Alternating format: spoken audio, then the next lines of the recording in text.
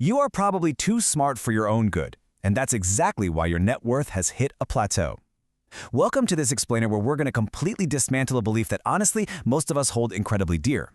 The idea that being highly rational, deeply analytical, and super intelligent always gives you an unfair advantage in building true wealth? Well, spoiler alert for everyone taking meticulous notes right now, it doesn't. Sometimes your beautifully organized brain is the exact thing holding you back.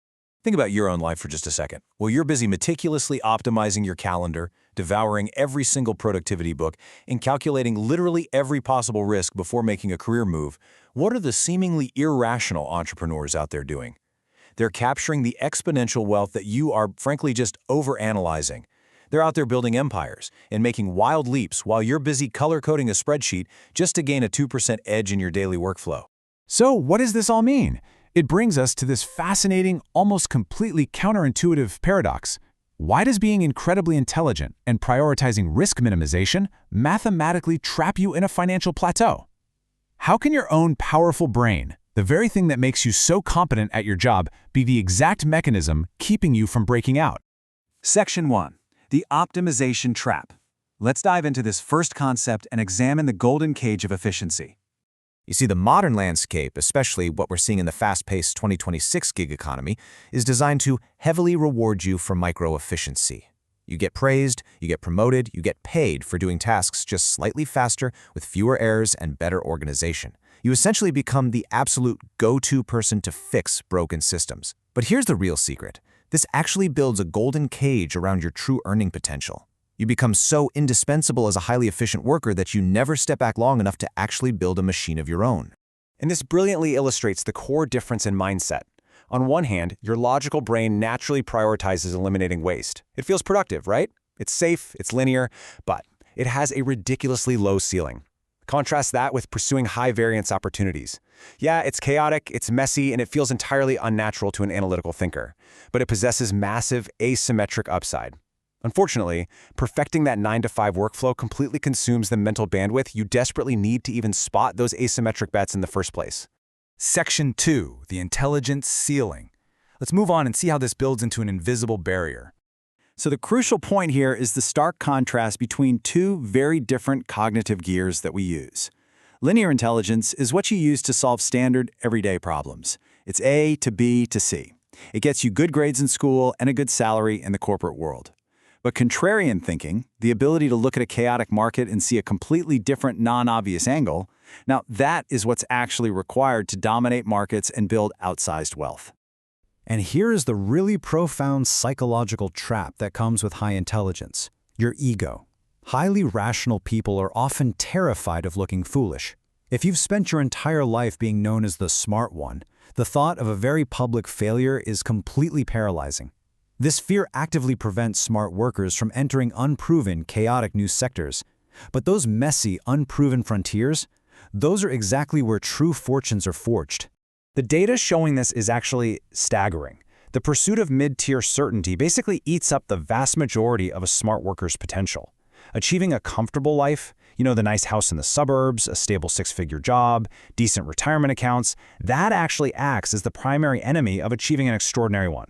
You become way too comfortable to risk taking the leap. You simply have too much to lose, so you stop playing to win, and you just start playing not to lose. Section 3. The cost of rationality. Because, trust me, this isn't just a psychological trap.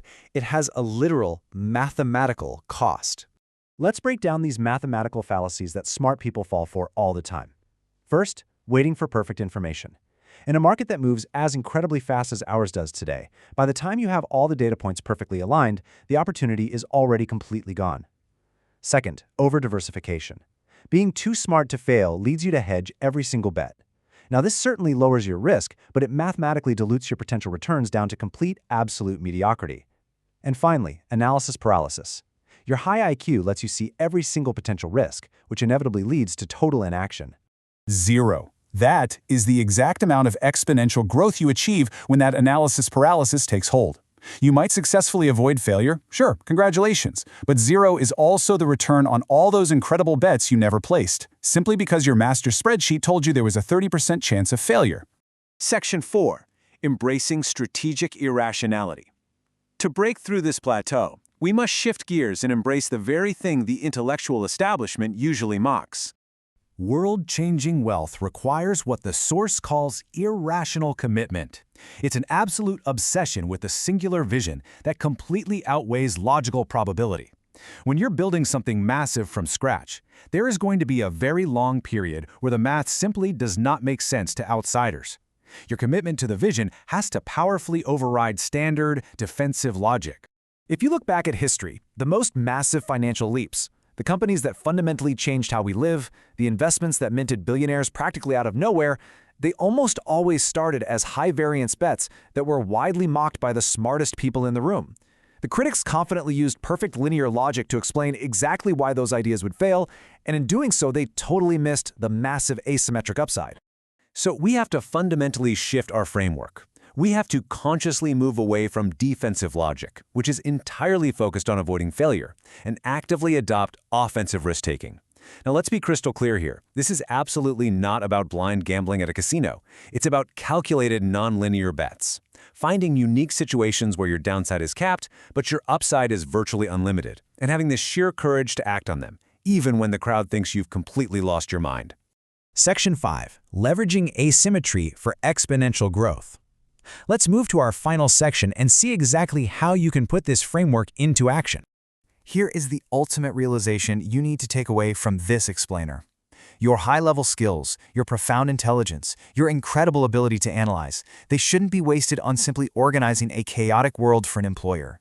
You shouldn't just be the high-value cog who makes messy data look pretty on a slide deck. No, you need to use those elite skills to build systems that profit directly from that chaos.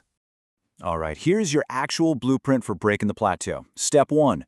Unlearn the smart worker habits. Stop trying to squeeze an extra 5% of efficiency out of a low-ceiling task. It honestly doesn't matter. Step 2. Start making bold, non-linear moves. Place calculated bets that scare you just a little bit, because that fear usually means you're actually pushing the boundary. Step 3. Fundamentally transition your identity from being a highly paid, high-value cog in someone else's machine to owning the machine yourself. This means acquiring actual equity, starting your own business, and building assets that completely decouple your time from your earning potential. I'll leave you with this final, provocative thought to ponder regarding your own financial trajectory. Look really closely at how you spend your days, how you analyze your investments, and how you genuinely view risk. Ask yourself right now, are you going to keep using your incredible intelligence to comfortably optimize your way to absolute mediocrity? Or are you finally ready to abandon the perfect spreadsheet and take a leap?